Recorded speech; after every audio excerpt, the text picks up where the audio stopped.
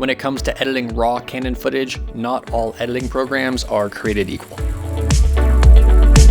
In my last video about the new 24-105 2.8, I discussed two issues that are narrowing your field of view on that lens. The first is the length of the lens, which changes the location of the entrance pupil, putting it way up front, making your shots noticeably tighter in confined spaces. And the second thing was the lens corrections, which fixes barrel distortion and vignetting at the wide end, narrowing your field of view in the process. With the current firmware of the C70 and R5C, you cannot disable distortion corrections in video mode, even when shooting RAW. And in that video, I said that it would be great if Canon allowed us to disable these distortion lens corrections if we needed to get wider in a pinch, or if we just had a hankering for some barrel distortion and liked how that looked. And thanks to the wonders of YouTube and my wonderful audience, after I posted that video, one person pointed out that if you edit in DaVinci, there is a way to disable these lens corrections. In my primary editor, Premiere Pro, the RAW controls are located here in the Effects Control panel under the Source tab. You do not change your RAW controls in the Lumetri Color panel where you make your other color tweaks. You do it earlier in the chain here. And these are some really handy features that allow you to make adjustments to your white balance and exposure on RAW clips. And in Resolve, the camera RAW controls are here on this tab all the way on the left. And you have those same controls plus all of these. And most importantly, unlike Premiere, it allows you to change your decoding method, or as they call it, decode quality. As far as quality, I would only use the full res options available, but there are multiple full res options, including Canon's, which uses the metadata from the camera, and Resolve, which it turns out bypasses all lens corrections. If I toggle back and forth, you can see just how much wider this frame gets without corrections. That pipe on the right side of frame completely disappears when you add the distortion correction, and reappears when decoding with Resolve. Of course, it's up to you if this level of barrel distortion is acceptable, or if you even need the frame to get wider in the first place. But Resolve gives you the option to choose.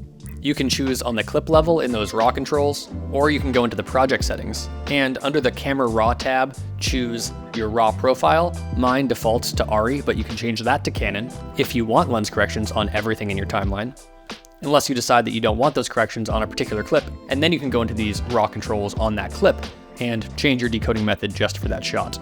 The decoding method also changes the colors slightly. I mostly noticed differences with saturation and sharpness, but those are other parameters that Resolve gives you in the RAW tab for you to dial in to your liking.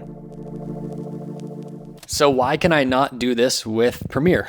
I called up Adobe to make sure there was nothing I was missing and I wasn't overlooking a setting that would allow me to change my lens corrections or decoding methods. And according to the person I talked to on the phone, they said that the burden is on Canon to supply a plugin for Premiere if Canon decides that they want their users to be able to enable and disable lens corrections in post. And they pointed out that Blackmagic does make a plugin for Premiere Pro that allows you to change way more parameters in the RAW controls on Blackmagic B RAW clips than you currently can with Canon RAW clips natively inside Premiere.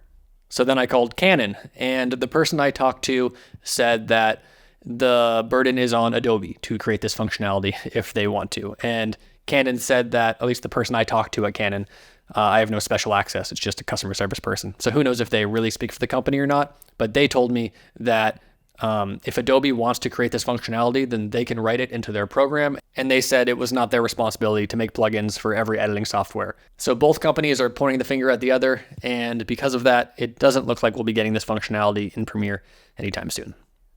Hey, just a friendly reminder that last year I made a C70 user guide. So if you are new to the Canon cinema ecosystem, or you feel like you just might not be making the most out of this particular body, in the nearly 4-hour course, I cover everything that you need to know to get up to speed to get the best footage possible with this camera. Link is in the description. So Canon has a different standalone program called Cinema RAW Development, which I think they initially created back before editing programs were able to natively edit Cinema RAW Lite. Nowadays, Premiere and DaVinci and all these programs can natively play back that footage, so there isn't a necessity to transcode your RAW footage before editing. The person from Canon that I talked to suggested testing this out to see if there were any lens correction parameters in this program that I could use. And the answer is you can't. No, there is nothing here for lens corrections. But I have found a good use case for this program. And that is to quickly see at a glance what your footage is, because in Finder you cannot see thumbnails of the raw video clips, and you cannot open them in VLC Player or QuickTime. So in the past, if I was looking for a particular clip, I would have to import everything from an entire shoot into a Premiere project and then find the right clip. But with Cinema Raw Development, you can just click on the folder and then it shows you all the thumbnails from all your raw clips, so you can easily locate a specific piece of footage. But it will not give you any functionality with lens corrections. So disabling lens corrections in post is something that I'm only really going to do occasionally when using this specific 24-105 2.8 lens, because it has very different looks with and without. And no other lenses I own fall into this category. But there are other RF lenses besides this 24-105 that do rely heavily on lens corrections, like the 10 to 20 millimeter RF. I believe that one gets a lot wider at 10 millimeters without lens corrections. In the description, I'll link to 2 great videos about this lens and its barrel distortion corrections. So just to put it in perspective, the lens correction thing is more of a niche use case that's good to know about, especially if you're using a modern RF lens that heavily relies on lens corrections. But for most of the time, you're just going to be making tweaks to exposure and your white balance, and any editing software is able to make those adjustments when shooting RAW on the Canon C70 or R5C or any other camera that's capable of shooting RAW. See you next time.